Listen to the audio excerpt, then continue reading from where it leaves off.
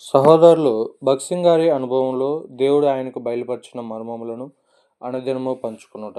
దైవ మర్మములు. నేటి దినము డిసెంబర్ 5.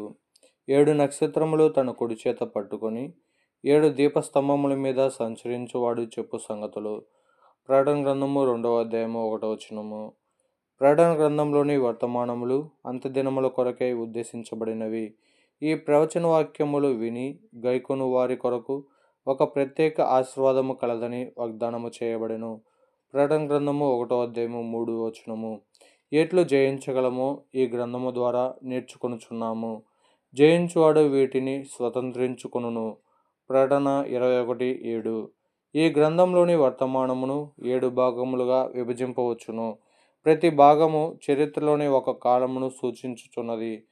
ప్రభు అయిన యేసుక్రీస్తుకు 7 పేర్లు ఇవ్వబడెను. ఈ పేర్ల ద్వారా 7 సంఘములలో ప్రభు తనను తాను ప్రత్యక్షపరచుకొనెను. ప్రతి సంఘములో లేక ప్రతి యుగములో తనను గూర్చి బయలుపరిచిన జ్ఞానమే జయించు వారికి తోడ్పడును. సంఘంలోని మొదటి కాలము ఎఫెసుతో ప్రారంభమగుచున్నది. ప్రకటన 2:1లో ఎఫెసు సంఘముతో మాట్లాడినప్పుడు కుడి చేతిలో 7 నక్షత్రములు పట్టుకొనిన వాడనియు 7 దీపస్తంభముల మధ్య సంచరించు వాడనియు ప్రభు బయలుపరచుకొనెను. మనము ప్రమాదమునకు గురి అయినప్పుడు మనలను కాపాడుటకు ప్రభు తన దూతలకు ఆజ్ఞాపించును. ప్రతి పరిస్థితుల్లో ఆయనే తన చేతులతో పట్టుకొనునని ఇచ్చట మనము నేర్చుకొనుచున్నాము. దీపస్తంభములు సువర్ణముతో చేయబడినవి. ఈ సువర్ణము దేవుని జీవమును సూచించుచున్నది. ఏ సంఘములు దైవ జీవముతో నింపబడి ప్రభు అయిన యేసుక్రీస్తు యొక్క శిరసత్వం కింద నుండును ఆ సంఘములే కట్టబడును. ఎఫెసు సంఘముపై ప్రభు ఒక నేరమును మోపెను. మొదట నీకుండిన ప్రేమను నీవు వదిలితివి.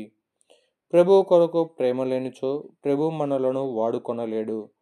సంఘ చరిత్రను అనుసరించి ఎఫెసు సంఘ చరిత్ర ప్రారంభం నుండి క్రీస్తు శకము 90 వరకు ఉండినటువంటి అపోస్తలుల కాలము నాటిది.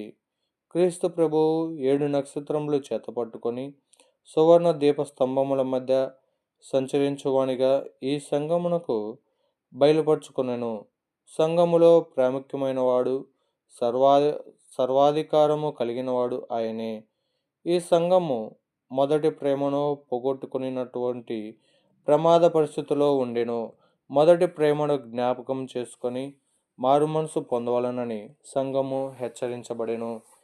చల్లారిన స్థితిని నిష్ఫలమైన జీవితమును నివారింప చేయవలనని మొదటి ప్రేమను తిరిగి పొందవలెను. కనుక మారు మనసును పొంది మొదటి క్రియలను చేయవలెను. జయించువానికి పరదేశంలోనున్న జీవవృక్ష ఫలమును భుజింపనిత్తునని ఎఫెసు సంఘమునకు ప్రభువు చెప్పాను.